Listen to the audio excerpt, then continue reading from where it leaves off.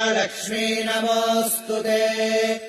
स्थूलसूक्ष्मे महारौद्रे महाशक्ति महोदरे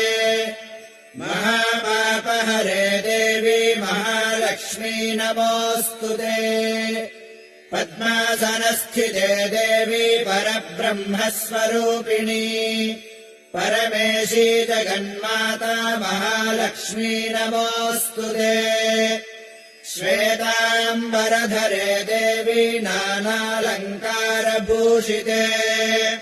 जगत्स्थिते जगन्माता महालक्ष्मी नमोऽस्तु ते महालक्ष्म्यष्टकम् स्तोत्रम् यः पठेद्भक्तिमान् नरः